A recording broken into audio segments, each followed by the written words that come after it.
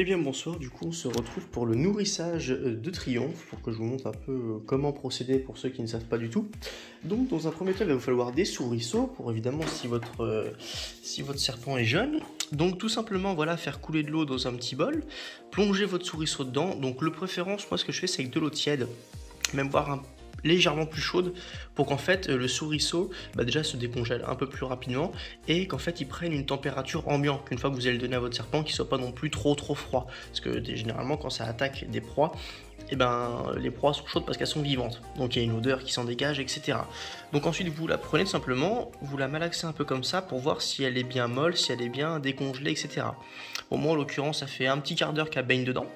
Donc ce que je fais, une fois que c'est fait, hop, vous sortez votre souriceau, parce que évidemment vous le séchez un petit peu quand même, pour pas que ce soit trop mouillé, donc dans un peu de sopalin.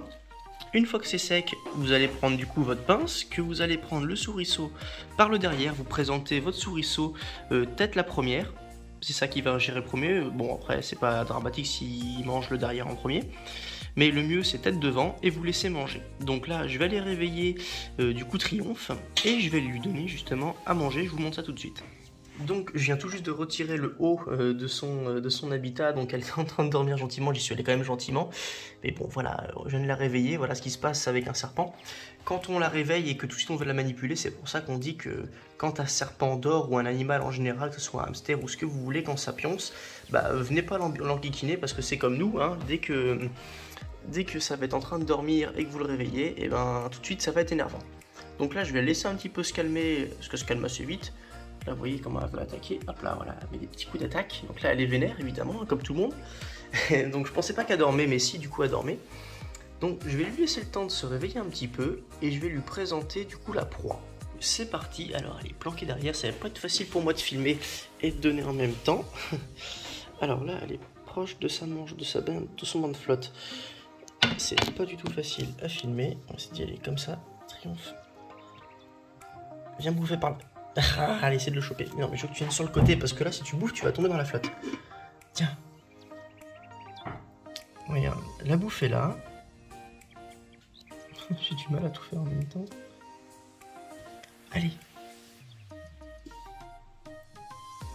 Ah, on se tâte, là. Si je sais faire un ralenti, je le ferai.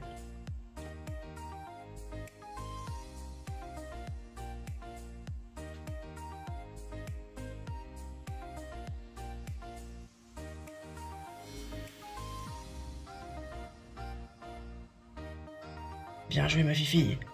Ah. Ça c'est une chasseuse. Alors, on va essayer de la voir un peu. Donc elle est planquée du coup dans l'ombre.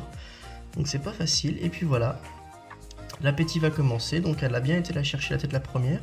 Bon là c'était un peu compliqué de la manière dont je l'ai fait. Mais sinon, vous avez vu, j'ai un petit peu légèrement agité en fait le souriceau pour faire croire qu'il est vivant, que c'est une proie voilà qui essaie de taquiner. Bon là c'était un petit peu la galère parce que filmer en même temps, bouger, cadrer et lui présenter la proie, c'est pas facile de tout faire en même temps. Mais sinon voilà, tout simplement j'essaie de faire vivre la proie, la faire bouger pour lui montrer voilà, qu'elle est vivante et qu'il faut qu'elle attaque pour qu'elle conserve ses instincts voilà, de chasseur. Donc là c'est très bien fait, elle a très bien sauté dessus. Et puis voilà, là maintenant elle l'a chopé, elle va attendre un petit peu, peut-être 5 minutes. Et puis gentiment, elle va commencer à l'engloutir petit à petit, et puis va le manger. Donc voilà, c'était la partie nourrissage, pareil, une vidéo assez courte. Donc voilà, je vais pas montrer non plus tout le moment où ça va digérer, parce que je pense que je mettrai des photos. Donc là, elle va commencer voilà, à s'enrouler pour se préparer pour l'ingurgiter. Voilà, ça commence, je la vois qui commence un petit peu à bouger. Là, c'est pas facile à filmer, voilà. On voit très bien ce qui se passe, donc elle est en train de préparer sa mâchoire. Alors là, je vois que la tête est un... Mince, si je filme mal. Oui, la tête a un petit peu de travers, mais elle va quand même réussir. Donc là, elle est en train de bien se positionner. S'il faut qu'elle recrache pour le reprendre, elle va le faire. Parce que là, on voit que la tête de la souriceau est complètement sur le côté. Donc là, tout simplement, elle va se rééquilibrer. Hein. Certes, elle n'a pas de bras comme nous, mais elle va pouvoir bien se remettre. Donc là, elle est en train de le mâcher, en fait, mettre le souriceau prêt à mettre en face de sa gorge. Voilà, ça y est, elle est en train de tourner. Voilà. Là, elle vient de tourner sa mâchoire pour prendre la tête, le bout de la tête du souriceau. Voilà, et là elle se tourne pour mettre dans la lignée. Et voilà. Maintenant elle est en phase. Et maintenant, elle va pouvoir gentiment sécréter sa salive pour que ça coule mieux. Et puis l'avaler gentiment pour le digérer jusqu'au milieu du corps. Voilà, donc là la tête est passée. On voit bien que ça lui fait même une tête en triangle. Donc là je suis au 6e jour. C'est-à-dire que je l'ai nourri il y a 6 jours. Donc le maximum c'est 7, je rappelle, pour les dates. Entre 0 et 4 mois, c'est entre 5 et 7 jours. Entre 4 et 8 mois, c'est tous les 7 jours. Entre 8 et 12 mois, c'est tous les 7 à 10 jours. Et ensuite, tous les 1 à 2 ans, donc là c'est 1 an complet, c'est tous les 15 jours. Et ensuite, plus de 2 ans, donc là c'est considéré comme vraiment étant adulte. Pour les plus de 2 ans, c'est une fois par mois. Après, ça dépend évidemment de la taille des proies. Plus les proies sont petites, plus il va grandir, plus il va falloir du coup vous en donner pour que ça compense par rapport au gabarit et à la taille. Mais le mieux c'est de donner des proies qui sont directement du gabarit de votre serpent. Et ben là elle est partie, elle a déjà gobé une bonne partie, donc là elle est assez rapide. Donc j'ai refermé, donc là c'est toujours la suite, donc elle est toujours en train de manger dans son petit coin. Alors je voulais juste rajouter une petite précision concernant du coup la lampe UV. Ma lampe UV, pour ceux qui veulent savoir, oh là je suis vraiment en zoom, là je me disais mon dieu la qualité est vraiment pourrave. Hop, que je reviens à normal. Voilà. Donc c'est l'UV là du coup qui fait ce flash un peu bizarre, vous voyez c'est la lampe UV, quand on cache ça va un petit peu mieux.